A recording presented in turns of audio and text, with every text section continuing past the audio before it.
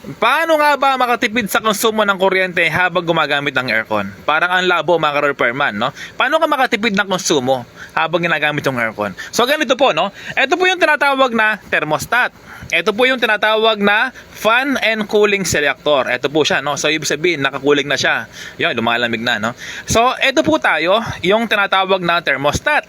Sa automatic po ay meron po silang digital, no? May number po sila lumalabas at push button po 'yon. Yung mga split type din po ganon, no? May remote po sila at meron po silang number na nakalagay. So tawag po doon ay digital, no? Ang tawag po dito ay analog. So manual po ito mga repairman, no? So bali ito po yung thermostat nakalagay sa number 4. Ayan. So number 4 siya mga repairman ay ibig sabihin po ay hagad mag-automatic yung motor compressor. Ang motor compressor ay siya po yung nagbibigay ng lamig, no? So yun po yung malakas makonsumo dahil 746 watts po yon. Yung pong lumalabas na hangin na ganyan, yan po yung fan motor. Okay? Fan motor ay meron siyang 85 watts. So hindi naman siya kalakasan, no? Yung malakas lang po talaga yung cooling niya, yung motor compressor. So ito po yung nagdadala, no?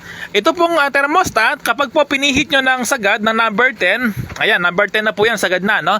So ibig sabihin po matagal gumagana yung motor compressor. Ibig sabihin kailangan ma-reach niya muna yung lamig bago mag-automatic, no? Siya po yung nag-automatic ng lamig bago mag-off yung motor compressor.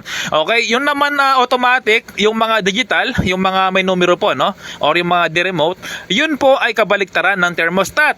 Yung kabaliktaran ng thermostat, kung toro po nakababa po yung thermostat niya, bawa nakalagay ng 16 or 17, yun po yung malamig niya. Okay? Mas malamig, alam ko may 16, no? Yung mga split type. So napakalamig na po no, nung 16 or 17, no? So kabaliktaran po sila, no? Mas mababa yung numero ng thermostat ng mga digital or split type ay mas malamig po sila.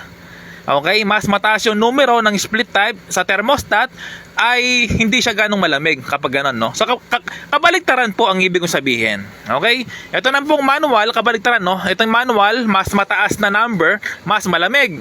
Sa split type, mas mababang number ay mas malamig. So kabaliktaran po sila. So gusto yung makatipid, yon, mag-adjust po kayong thermostat, no? Ilagay lang sa 4 or sa 5. Yan, parang ganyan. Ilagay lang sa 4. Yon, para agad mag-automatic, mag-off yung motor compressor. No? So, uulitin ko, sa mga split type, kung toro mas mababa yung number, mas lumalamig. Okay, mataas yung thermostat na number, ay hindi siya ganong malamig. Ganun po yon.